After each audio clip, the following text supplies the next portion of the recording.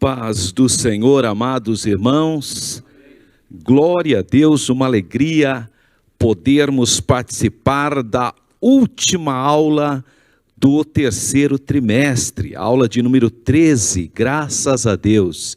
Eu quero louvar a Deus por sua vida, você que nos acompanha aí através das redes sociais, os irmãos que estão aqui presencialmente. Um abraço ao nosso pastor presidente, pastor Paulo Freire, sua esposa irmã Léa, sua casa, sua família, todos os nossos pastores aqui de Campinas e de todo o Brasil e também de outros países que nos acompanham, pastor Nestor, que é o nosso superintendente da Escola Bíblica Dominical de Campinas, pastor Cleverson, pastor Saulo, pastor André e também o Ellison e todos os nossos irmãos aqui músicos, irmão Nelson com a sua linda equipe que louva a Deus. Graças a Deus por essa oportunidade. Então entramos nessa 13ª aula, que é a aula que diz, o tema da aula é renovando a aliança. Que coisa bonita, não é? Porque Josué está agora em uma idade bem avançada. Você lembra que nós estamos estudando o livro de Josué, e agora Josué está numa idade bem avançada, mas ele permanece firme com o Senhor.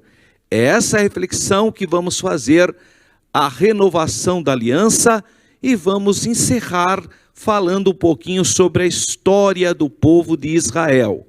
Então, domingo, 27 de setembro, e temos por texto áureo o Josué capítulo 24, versículo de número 31, que diz assim: serviu, pois, Israel ao Senhor todos os dias de Josué e todos os dias dos anciãos, que ainda viveram muito depois de Josué, e que sabiam toda a obra que o Senhor tinha feito a Israel.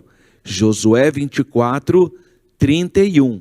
E a nossa verdade prática diz que Deus é fiel, embora nós, os homens, sejamos infiéis, Deus continua fiel. Então Deus é fiel, embora sejamos infiéis, e por isso Israel continua sendo alvo do seu terno amor e cuidado, graças a Deus. E nós vamos ver isso especificamente no finalzinho da lição, no item 3, no tópico 3. Vamos, nesse momento, fazermos a nossa leitura bíblica em classe. Está no livro de Josué, capítulo 24, versículos 14 a 21. Você pode ler aí abrindo a sua Bíblia ou acompanhar comigo aí na própria tela aí. Vamos ler? Versículo 14. Agora, pois, temei ao Senhor e servi-o com sinceridade, com verdade, e deitai fora os deuses, os quais serviram vossos pais, da além do rio e no Egito, e servi ao Senhor. Porém, se vos parece mal aos vossos olhos servir ao Senhor, escolhei hoje a quem servais, se os deuses a quem serviram vossos pais, que estavam da além do rio, ou os deuses dos amorreus, em cuja terra habitais, porém eu e a minha casa serviremos ao Senhor. Então respondeu o povo e disse: nunca nos aconteça que deixemos o Senhor para servirmos a outros deuses, porque o Senhor é o nosso Deus, Ele é o que nos fez subir, a nós e aos nossos pais, da terra do Egito, da casa da servidão, e que tem feito estes grandes sinais aos nossos olhos, e nos guardou por todo o caminho que andamos e entre todos os povos pelo meio dos quais passamos. E o Senhor expeliu de diante de nós a todas estas gentes, até o amorreu, morador da terra. Também o Senhor, também nós serviremos ao Senhor, porquanto é o nosso Deus. Então Josué disse ao povo: não podereis servir ao Senhor, porquanto é Deus santo, é Deus zeloso, que não perdoará a vossa transgressão, nem os vossos pecados, se deixardes o Senhor e servirdes a deuses estranhos, então se tornará a vós, fará mal, e vos consumirá, depois de vos fazer bem. Então disse o povo a Josué: não, antes ao Senhor serviremos, graças a Deus. Então esse é o contexto da nossa última reflexão da lição bíblica desse trimestre. Vamos pensar um pouquinho sobre o nosso textuário especificamente, que já é autoexplicativo, né? Josué 24:31. Serviu, pois, Israel ao Senhor todos os dias de Josué e todos os dias dos anciãos que ainda viveram muito depois de Josué e que sabiam toda a obra que o Senhor tinha feito a Israel. Então o contexto desse textuário está no capítulo 24 do livro de Josué, entre os versículos 29 a 31, onde está registrada a morte de Josué, a morte de Eleazar. Trata-se de um texto histórico e, como eu já disse, autoexplicativo. Ele inicia dizendo: serviu, pois, Israel ao Senhor. Olha, está no passado, serviu.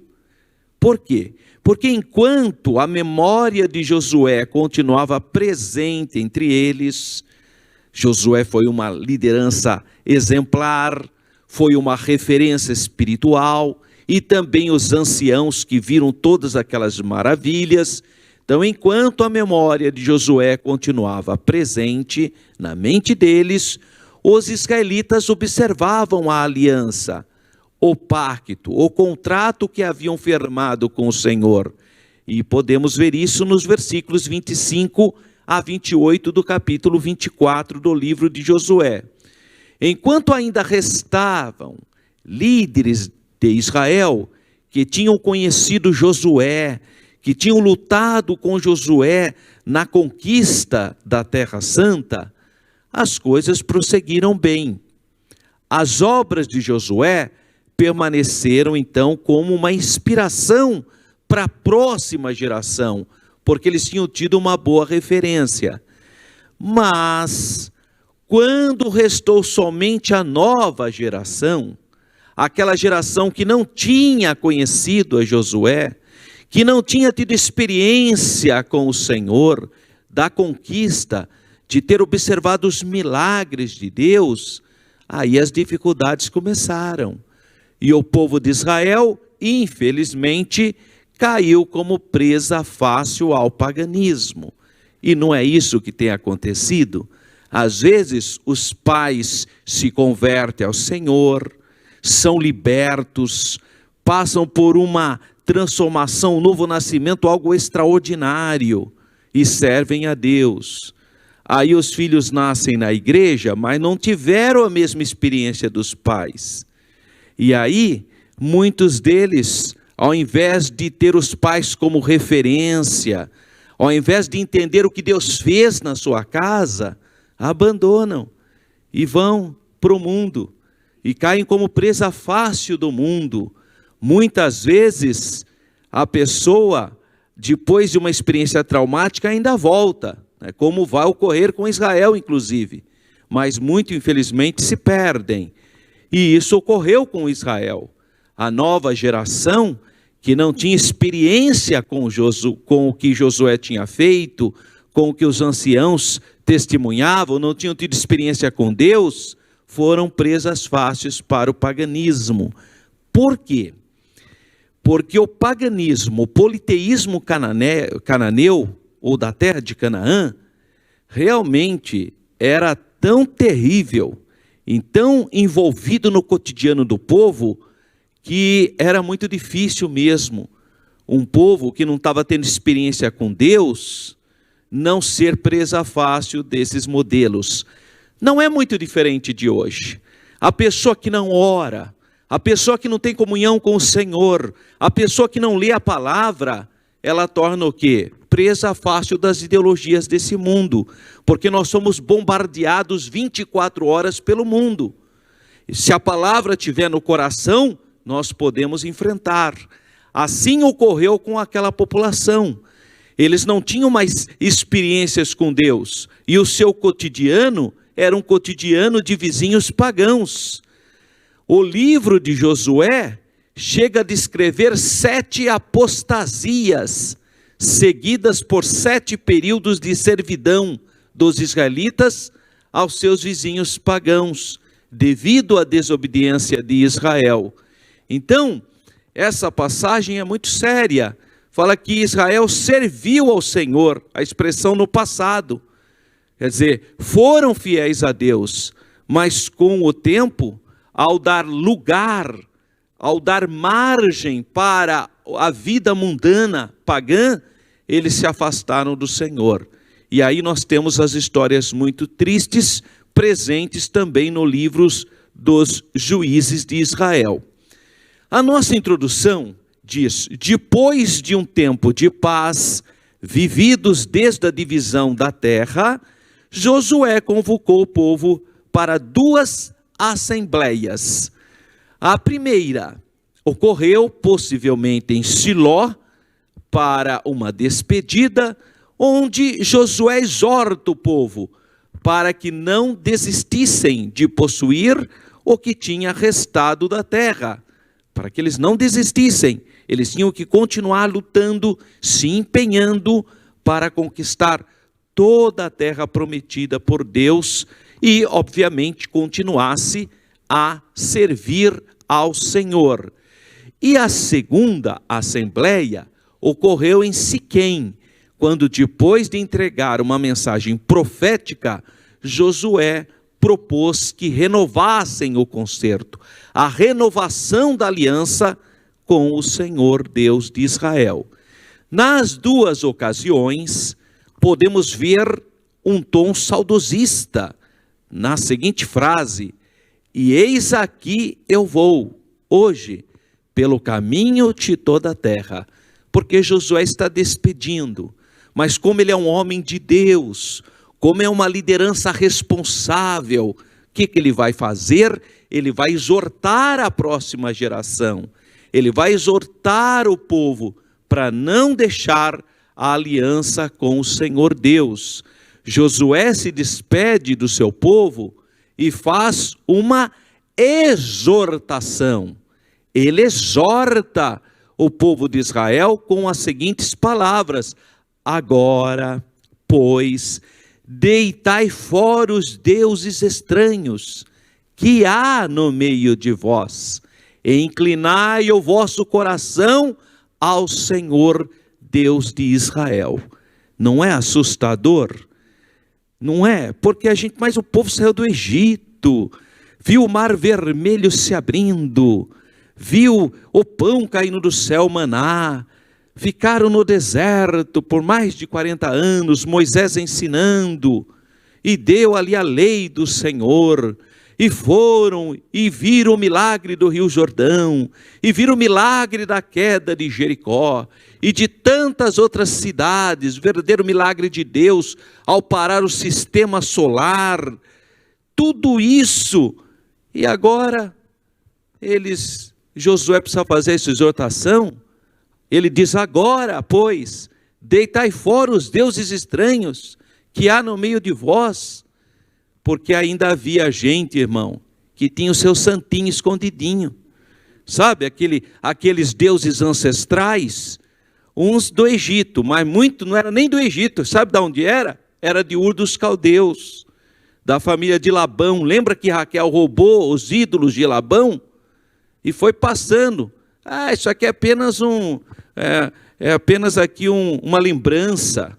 É apenas uma lembrança, não tem nada a ver. E foi passando e passando.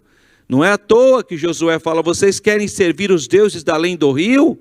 São os deuses lá de Ur dos Caldeus, é o rio Eufrates e o rio Tigre que ele está se referindo. Então é séria essa colocação, essa exortação dele. Ele sabia que tinha gente lá no meio que ainda estava carregando os deuses ancestrais, desde lá de Ur dos Caldeus ou algum deusinho do Egito.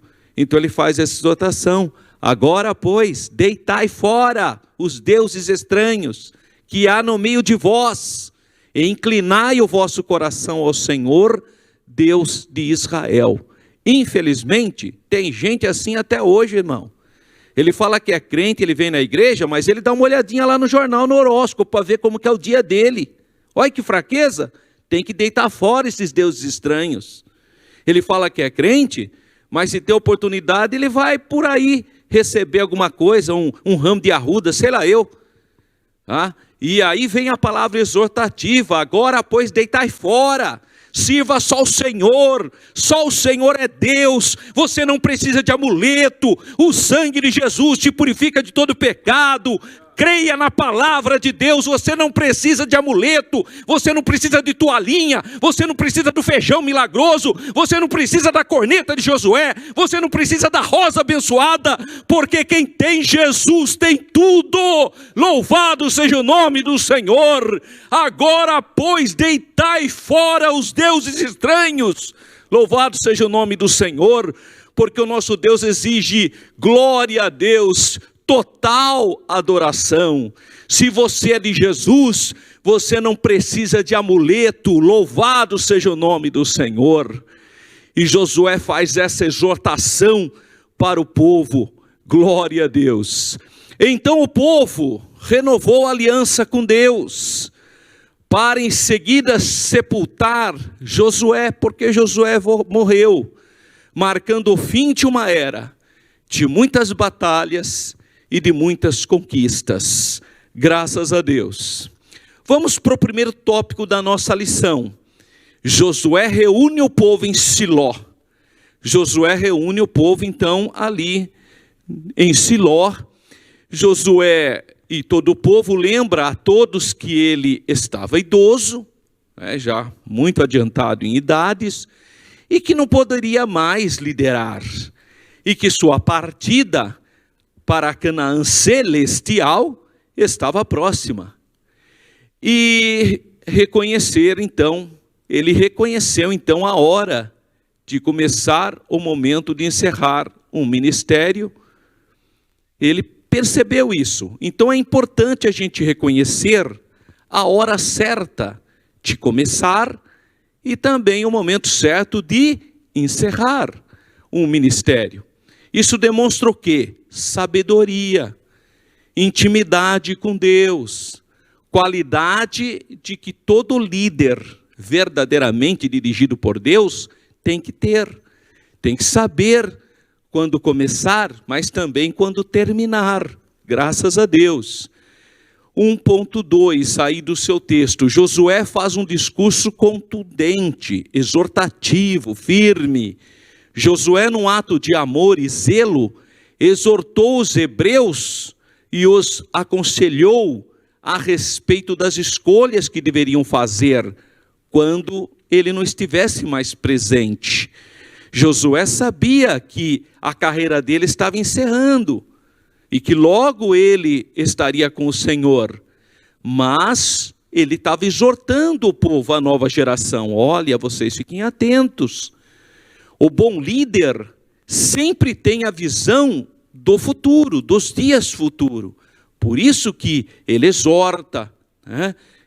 A gente vê muitas pessoas assim, orientando os mais jovens: olha, não vou poder mais estar com vocês, mas vocês vão fazer assim, vou orientar assim. Então, no seu discurso, Josué utilizou, no início, a mesma força vernacular da linguagem que o Senhor lhe disse quando do seu chamado.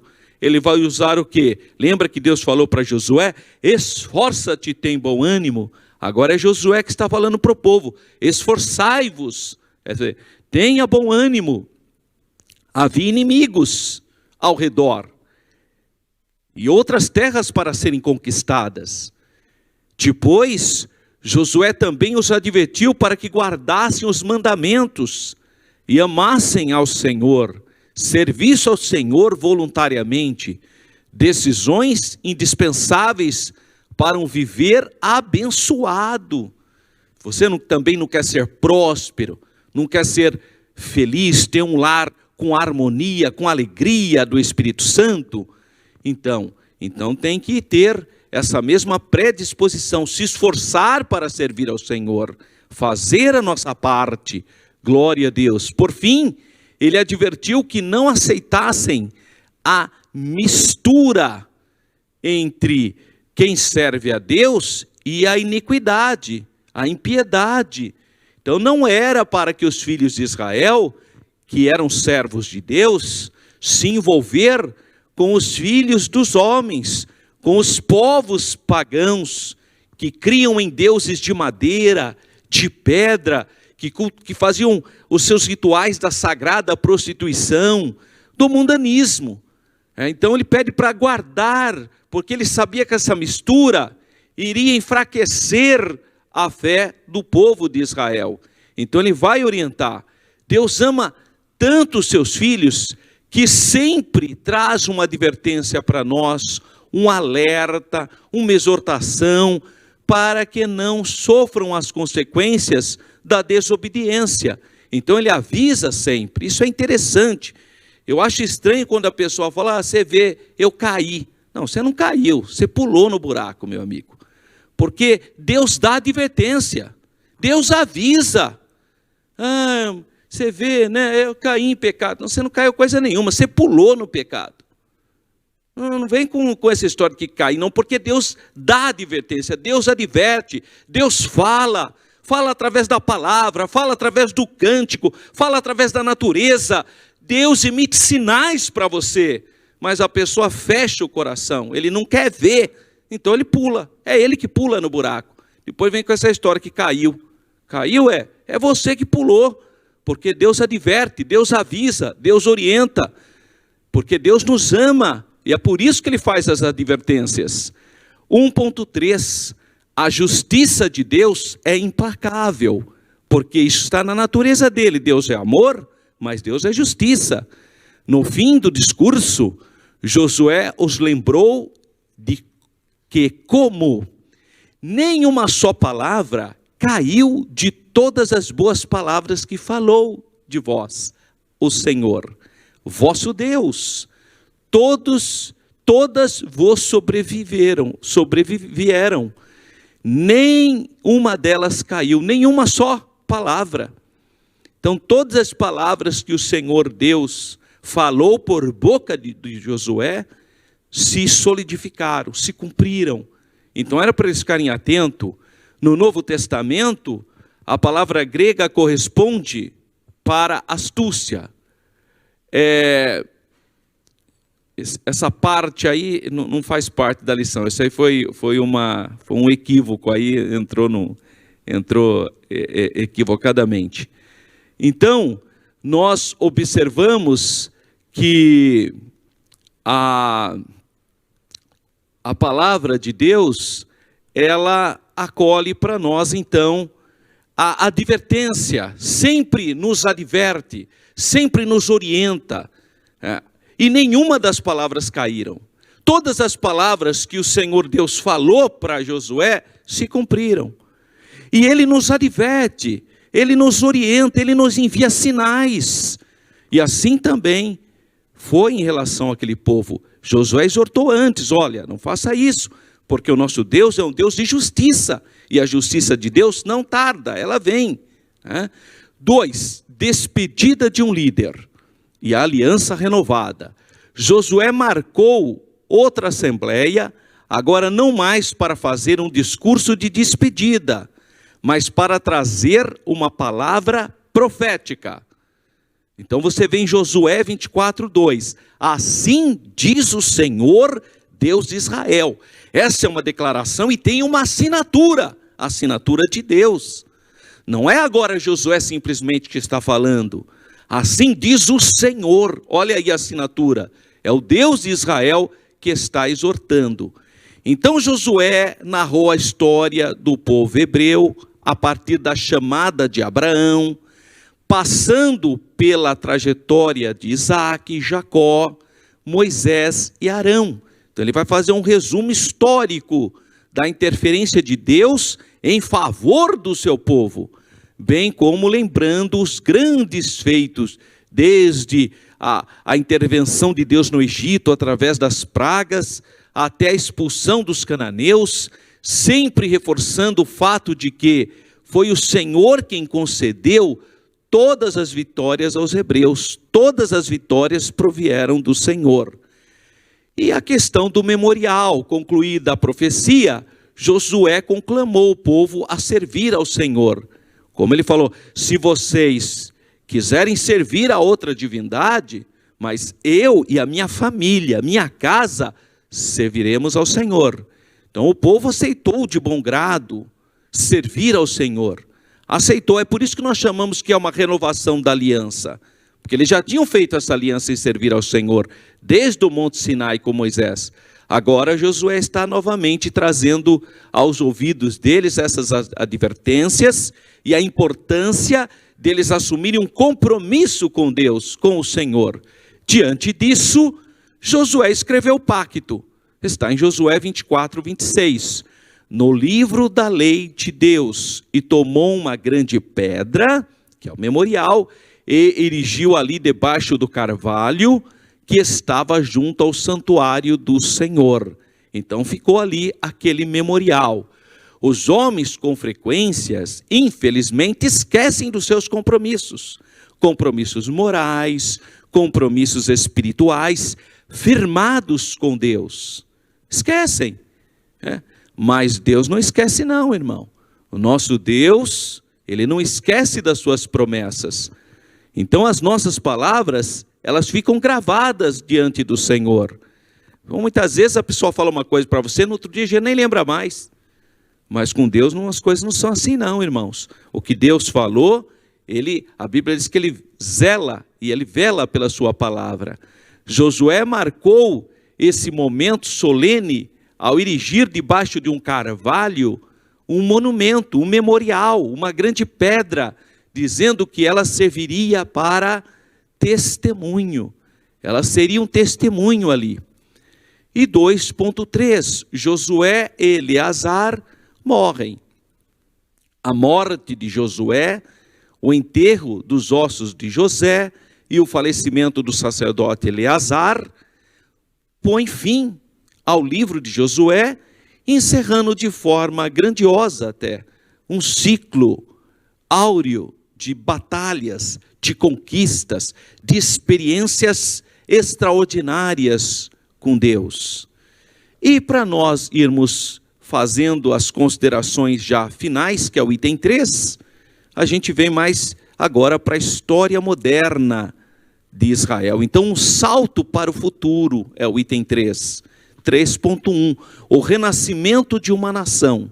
Na verdade, desde o ano 70, quando Jerusalém foi destruída pelo Império Romano, quando Tito cercou Jerusalém e destruiu Jerusalém, e levou milhares e dezenas de judeus escravos, e dispersou o povo para todo o império, essa é chamada segunda dispersão, ou segunda diáspora, porque a primeira foi pelo rei Nabucodonosor da Babilônia, quando ele destruiu também Jerusalém, e a segunda foi com o Tito, já na nossa era, 70 depois de Cristo. Jerusalém foi destruída, o povo foi levado cativo, e do ano 70 até o século XIX, o povo ficou basicamente disperso. Sempre houve comunidades judaicas lá na Terra Santa. Isso é fato. Historicamente é constatável. Sempre houve em Jerusalém, mesmo com toda essa confusão que aconteceu, tantos impérios invadiram a região.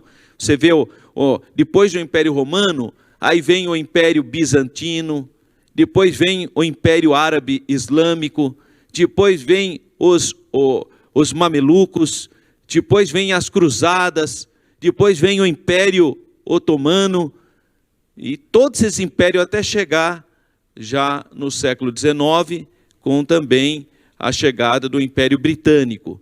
Todos esses povos passaram por ali e deixaram suas marcas, mas ali naquele corredor sírio-palestino, ali na terra de Israel, sempre existiram comunidades judaicas ali, pequenininhas, algumas quase à beira da extinção, mas sempre existiram. Claro que a maioria dos judeus estavam fora de Israel, estavam nos países espalhados no mundo inteiro, até no Brasil, mas sempre existiram comunidades remanescentes em Israel. O renascimento de uma nação. Então, no fim do século XIX, surgiu um movimento político nacionalista que ficou chamado de sionismo. O que é o sionismo? Sionismo era o desejo do povo judeu de voltar para Sião. Sião é um dos nomes de Jerusalém, porque a cidade de Jerusalém está construída sobre um monte chamado Sião, Monte Sião. Então, por isso que ficou chamado Sião. Então, o desejo do povo judeu de voltar para Sião, de voltar para Jerusalém, porque nesses mais de 1900 anos que eles ficaram dispersos no mundo inteiro, a oração deles sempre foi: ano que vem de volta a Jerusalém, de volta a Sião. Então, sionismo nada é mais do que o desejo do povo judeu de voltar para Sião. Hoje, muita gente aí, eu vi até historiadores esquerdistas, gente que são antissemita, dizem que sionismo é sinônimo de racismo. E não é não, não tem nada a ver. Tentaram fazer isso lá na ONU, milhares de cristãos evangélicos e outras pessoas assinaram um termo repudiando isso, porque sionismo não é racismo. Sionismo foi um movimento surgido no século XIX para dar consciência para o povo judeu voltar para Sião, que é a cidade de Jerusalém. Isso que é sionismo. Em 1918, com o fim da Primeira Guerra Mundial, quando terminou a Primeira Guerra Mundial, o Império Otomano tinha se aliado com a Alemanha e eles perderam a guerra. Então foi o fim do domínio otomano, porque os otomanos, que é a atual Turquia, basicamente, eles dominaram a região de 1517 até 1917. Foram 400 anos de domínio islâmico, de domínio otomano ali em Israel. Mas em 1917, quando terminou a guerra e o Império Otomano perdeu a guerra, então os britânicos assumiram aquela parte ali em 1917. Eles assumiram a administração. A imigração judaica acelerou nessas décadas e teve o seu auge na Europa. Por quê? Porque o nazismo perseguia os judeus. Então muitos judeus fugiram do nazismo. E fugiram para onde? Voltando para a Terra Santa, para a terra de Israel. Era o único, foi de onde eles foram expulsos. O problema é que muitos judeus, quando voltaram, chegaram lá na Terra Santa, ela tinha sido ocupada pelo Império Árabe. Eu não estou dizendo que 400 anos de Império Otomano, islâmico. Então, quando muitos judeus voltaram para o seu lar, quando eles chegaram lá, tinha gente lá morando, que eram os árabes. A princípio não houve inimizade, mas depois começou a haver inimizade entre os judeus que estavam voltando para o seu lar, para a sua casa, e para aqueles moradores que tinham ocupado a terra. Esse é o conflito existente até hoje. Então a imigração judaica acelerou nas décadas seguintes e teve o seu auge na Europa a partir de 1930, que é a chegada do nazismo no poder na Alemanha, né? A perseguição nazista em 1940 até 1945. Diante disso, os árabes da região promoveram conflitos violentos contra o retorno dos judeus à Terra Santa. Então, quando os árabes que tinham ocupado a terra, eles ocuparam a terra por volta da chegada dos muçulmanos, foi a partir de 636 depois de Cristo. Eles ocuparam a terra e quando os judeus começaram a voltar para a terra, a princípio não houve tanto conflito, mas depois eles começaram a ver que os judeus estavam comprando a terra, construindo, ocupando a terra. E aí eles começaram então a praticar atos de violência para expulsar esses novos moradores. E em 1947 ocorreu o fim da Segunda Guerra Mundial, já tinha ocorrido em 45, 46, em 47 a ONU fez uma sessão histórica e foi presidida por um brasileiro, Oswaldo Aranha, e deu o voto Minerva, o voto que aprovou a criação de 2 estados ali naquela região. Um estado palestino-judeu e um estado palestino-árabe, porque o nome que se dava àquela área, o que o Império Otomano e depois britânico deu para a área, era Palestina. Era o nome dado desde a época dos romanos. Então uma parte ficou chamado Estado palestino-judeu e a outra parte Estado palestino-árabe. O problema é que o povo árabe não aceitou a divisão. Eles achavam que toda a Palestina era deles e que os judeus não mereciam. Quer dizer, eles não tiveram um pouquinho de bom senso, né? Eles poderiam ter pensado, puxa vida, o povo judeu sempre esteve presente aqui, historicamente era a terra deles. Poderiam ter feito um acordo e vivido bem e ser próspero. Mas eles não aceitaram. O que eles fizeram? Como eles tinham os seus irmãos, os países árabes fortes, que nem já existia a Síria, o Egito, a própria Arábia e outros países fortes, então eles se aliaram a esses países e resolveram acabar com o Estado palestino-judeu, para ficar só o palestino-árabe. Só que o tiro saiu pela culatra. Por quê? Porque eles perderam a guerra. Esse que foi o problema deles. Se eles tivessem ganhado a guerra, não haveria Estado de Israel. Eles tinham destruído, eles tinham acabado. Mas acontece que eles perderam a guerra, né? Aí Israel ganhou a guerra, então Israel se firmou como nação e ainda teve mais territórios conquistados em guerra, né? Os judeus aceitaram então a divisão proposta pela ONU. Mas as lideranças palestinas, os árabes não aceitaram.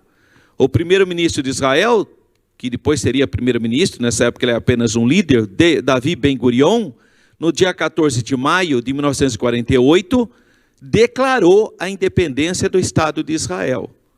Depois de quase 1900 anos, voltava o Estado judeu no mesmo local ali onde ele havia existido antes da destruição de Jerusalém.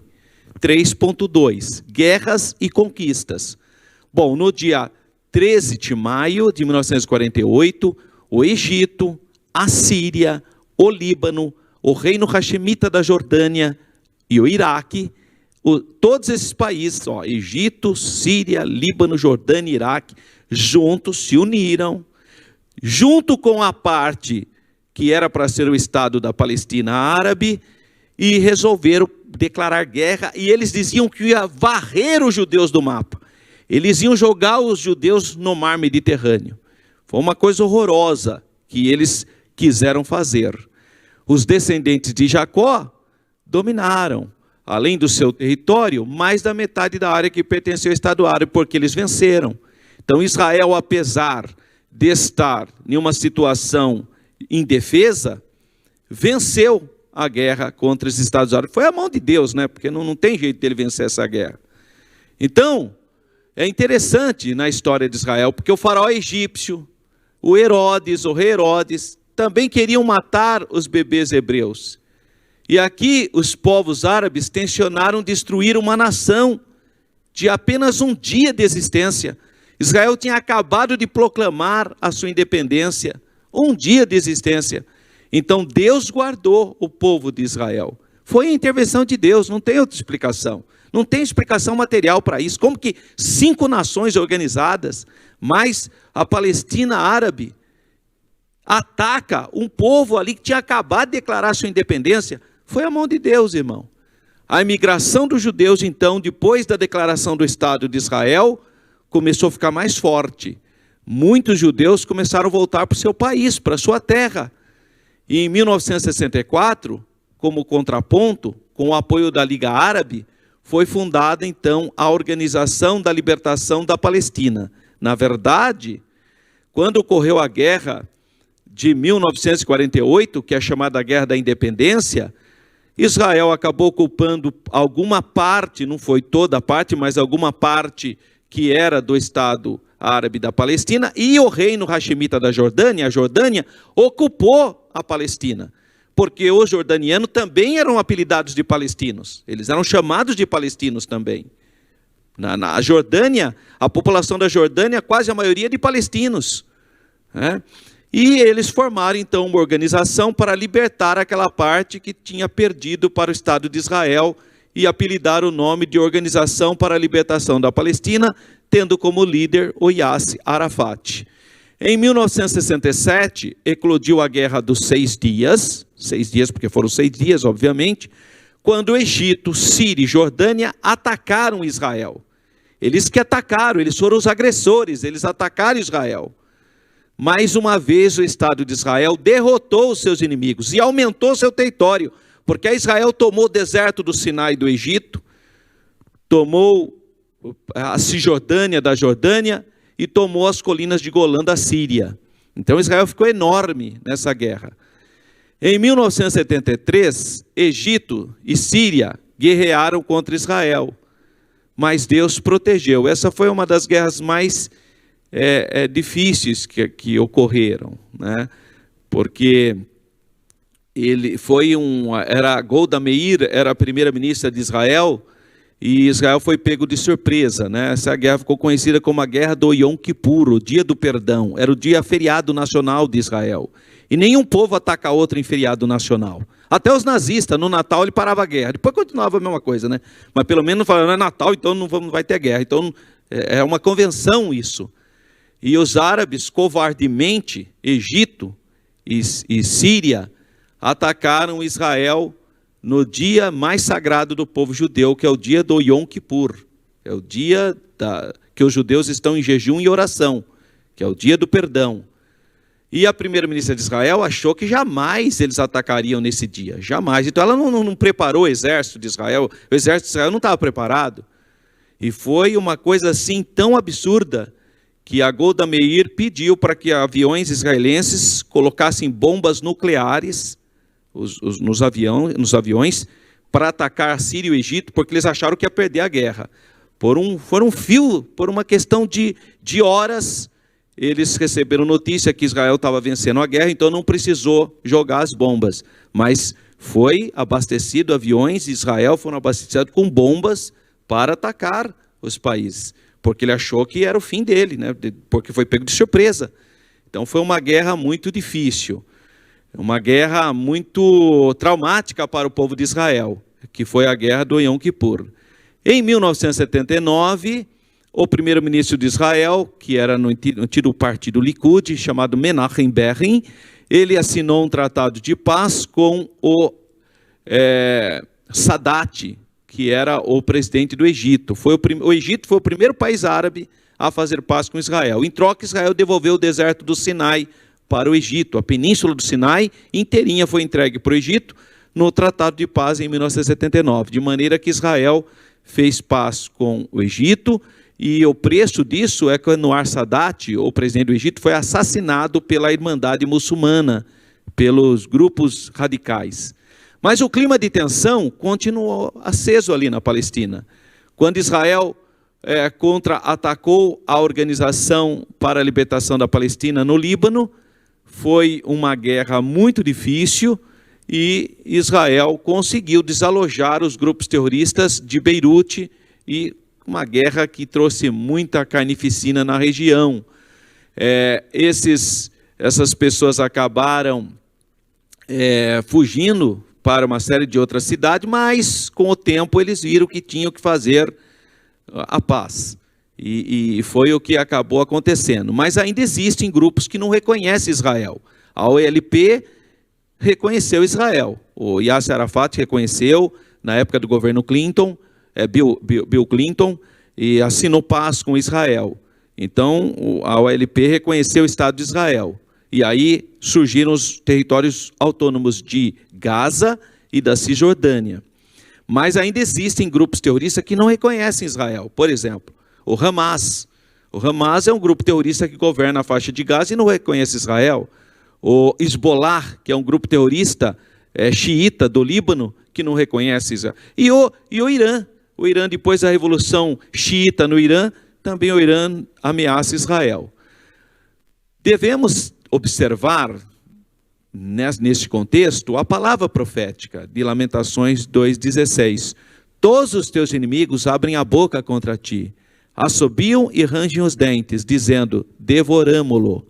É isso que faz o Hamas, o Hezbollah hoje, o Estado Islâmico, que está muito enfraquecido, mas ainda existe terrorista, e o Irã. O mal sempre buscará razão para perseguir e destruir os que têm promessa de Deus, né? Então sempre é assim, se você tem promessa de Deus, sempre tem alguém querendo te atacar e tirar as bênçãos da sua vida. 3.3, as intifadas. Intifada é a palavra árabe que significa revolta, tá? Até os dias atuais. Até o momento atual, aconteceram 7 revoltas árabes, 7 intifadas, né? Rebelião, levante, tá? Contra Israel. A primeira foi em 1987 e sucessivamente até 1993. Terminou com um acordo de paz com o Yitzhak Rabin, que foi assassinado em Israel, em Tel Aviv, que ele era o primeiro-ministro de Israel, e com o Yasser Arafat. E assim sucessivamente continuam, então, ondas de ataques e de lutas entre as duas nações.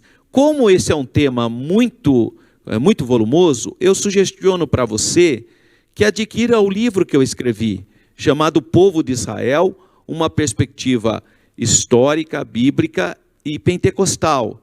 Esse livro você pode adquirir através do site www.livrocristão.com, né? Você pode adquirir esse livro, está à sua disposição, ou através aqui mesmo, na nossa igreja central, toda sexta-feira eu trago o livro e deixo à disposição dos irmãos após o culto, quem tem interesse. Nesse livro eu conto desde a chamada de Abraão até os dias atuais, até janeiro de 2020, que é o plano do presidente Trump, o chamado Caminho da Prosperidade. Esse novo plano que fez com que Israel assinasse acordo de paz com os Emirados Árabes Unidos e com o Bahrein, que são 2 países árabes. Então, se você quiser aprofundar, quiser conhecer melhor sobre a história de Israel, eu sugestiono aí então o livro O Povo de Israel, onde você terá todas as informações, inclusive o último acordo proposto pelo presidente Trump, que é o Caminho da Prosperidade. Fechando as considerações finais, Josué e Eleazar partiram para Canaã celestial, né, marcando o fim de um ciclo histórico. O futuro traria muitas surpresas, surpresas boas, mas surpresas ruins também, sobre a vida do povo judeu, do povo hebreu, até os dias atuais. Mas Deus nunca perdeu o controle da história, graças a Deus. E eu deixo aqui para os irmãos, como o pastor Nestor já bem avisou, próximo trimestre será um trimestre presencial e online. Então, a partir do domingo que vem, o primeiro domingo de outubro, você pode vir aqui assistir presencialmente a aula ou continuar assistindo online. Você vai ter essa opção, tá bom? Então, tá aí a nova lição, é sobre o livro de Jó e vai ser uma bênção. Eu quero parabenizar você que não perdeu nenhuma aula, especialmente os nossos superintendentes, professores, você que não perdeu nenhuma aula, que Deus continue abençoando a sua vida.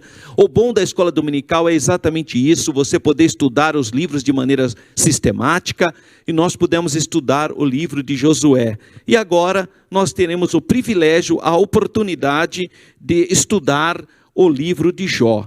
Que Deus continue abençoando a sua vida. Quero aqui, lembrei, pastor Nestor, hoje é o aniversário da minha irmã, a minha irmã Elizabeth, a Betinha.